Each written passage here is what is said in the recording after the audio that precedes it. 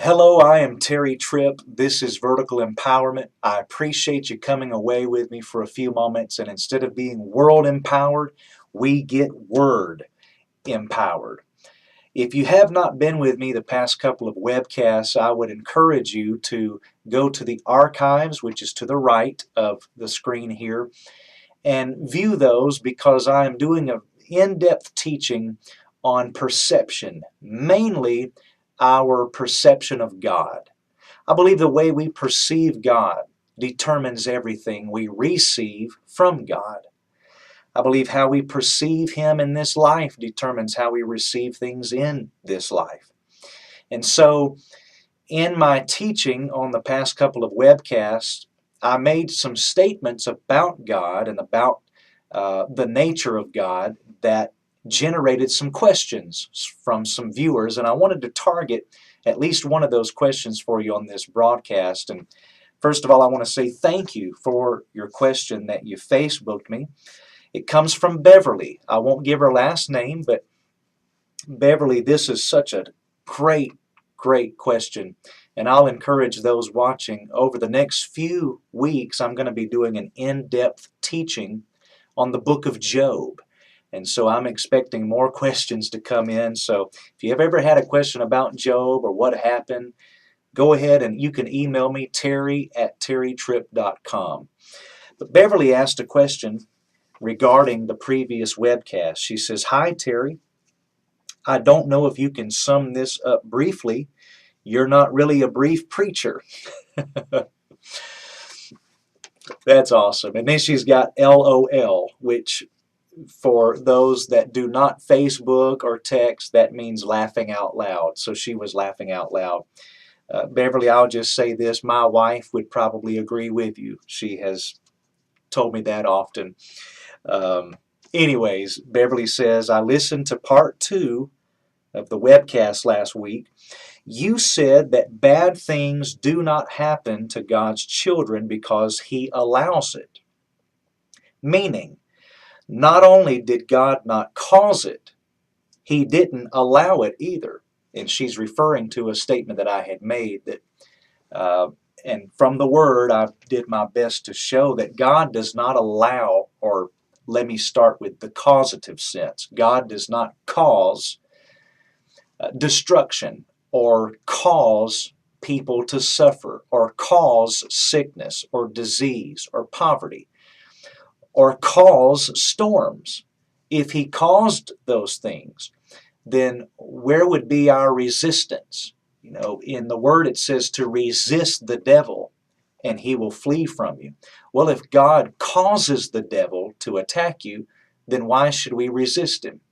And so I was kind of speaking on that, or rebutting those viewpoints that some people have. Some people say God will use the devil to attack, or He will permit the devil to attack some people or put suffering on people. And they often go to the book of Job when Satan, they say, came to God and asked, if he could touch Job. I also said that no, God does not even allow the devil. He does not permit, cause, or even allow these things to happen. And so the question was, if He didn't allow it, then how did it happen? And I understand the thought process here, because we think of God as kind of being the governor of all of the earth. And so if He doesn't allow it to happen, then how does it happen? Great question.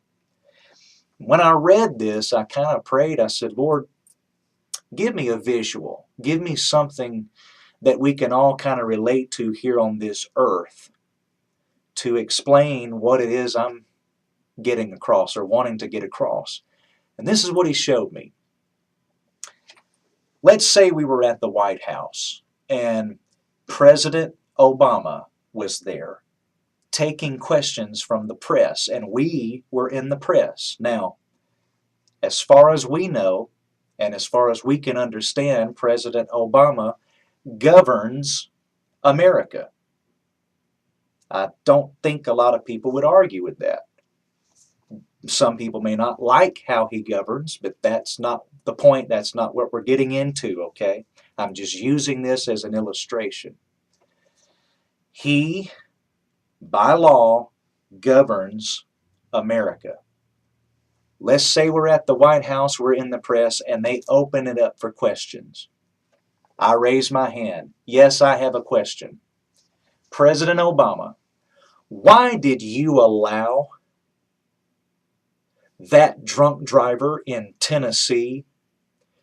Why did you allow that drunk driver to drive 90 miles an hour in a 25-mile-an-hour school zone where children are walking back and forth every day? Why did you allow that drunk driver to drive 90 and hit a child that was crossing the street and kill them? Now, you know what? People would not second guess that. The others in the crowd wouldn't go, I wonder why Obama allowed that to happen. No, we would just obviously know President Obama did not allow that. And he does not allow those type of things to happen that destroy children walking across the street. He does not allow those things, and nobody would give that a second thought. As a matter of fact, you know what? If I continued badgering the president, saying, well, why did you allow this to happen to this person? Why did you allow this to happen to this person? You know, really horrible things, such as a drunk driver driving and hitting a child. What if I kept on accusing him? Not saying, why did you cause it? But what if I kept asking, why did you allow it? Why did you allow it? You know what they would do? They would come and throw me in prison because I am badgering the president and I'm wrongfully accusing the president of something he has nothing to do with. Now, some would say, yeah, but that's the president. God governs the earth. True. I won't argue with that. And in a general sense, okay, for argument's sake, I will say that God does allow everything that happens. Why? Because we allow it. But in the strictest sense, and that's what we're talking about, we have to be very strict in this. He does not allow or permit evil. Just like President Obama would not allow a drunk driver to get in their car, drive 90 miles an hour and hit a child and kill them. We would not accuse him of allowing that, even though he governs America. And so that's the answer that came to me when I read this question. God does govern the earth, yes. However, He has given us a choice. We have a free will. And I believe God actively fights against evil. I believe He actively tries His best to work within the means that He has to work with to protect us and to help us make the right decisions and all. That's why He's given us His Word. But if we violate those things, there's nothing He can do to stop it.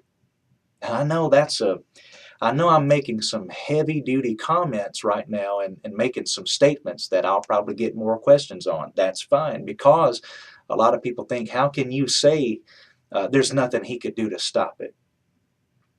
Everything that happens is in the will of God. Not true.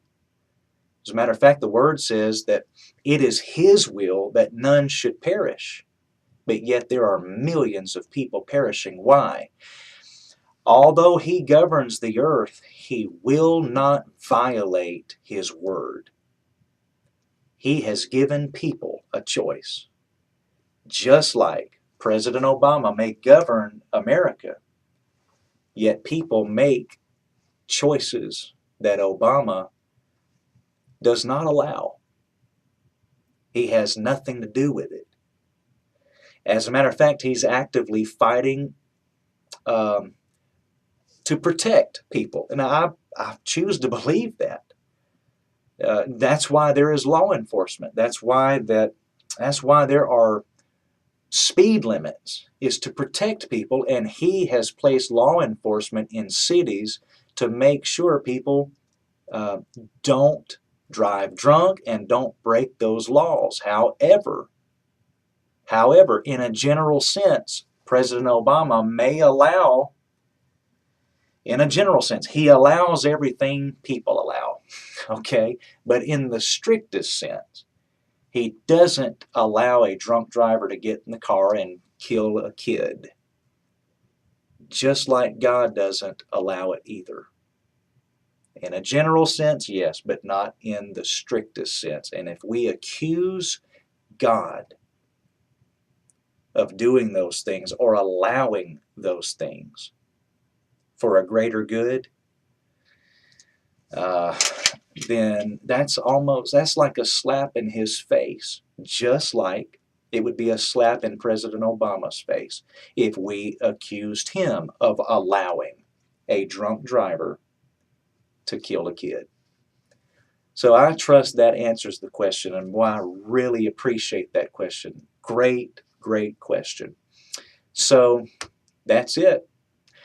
I know I didn't sum that up briefly, but but I hope you got the point. And I'll just say this: we didn't learn our ABCs overnight, and now we're wanting to understand the mysteries of the universe and the mysteries of how life exists and what happens and who allows things to happen and who governs things and who causes things and who permits things.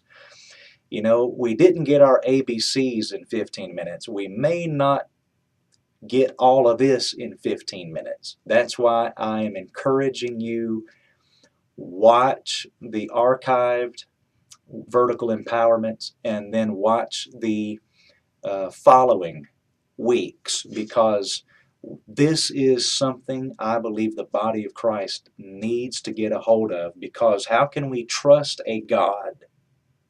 We may serve Him, but how can we trust a God that we think permits, allows, or causes devastation? You know what God allows? What we allow. So that's a general sense. He allows what we allow. In the strictest sense, no, He does not allow evil. We allow it. Why? Because we make stupid mistakes sometimes. Even though the devil takes the shot at us, we're the ones that load the gun and put it in his hands through our choices we make. So my entire reason for this teaching is to show God can be trusted. He is not the problem. He's the solution. He's not the one allowing molestation, rape, murder for a greater purpose. He's not the one who causes or even allows storms and chaos and tornadoes and tsunamis. No matter what your insurance policy tells you, these are not acts of God. He's not the one doing those things. Just like President Obama is not the one who allows, a drunk driver to kill a kid.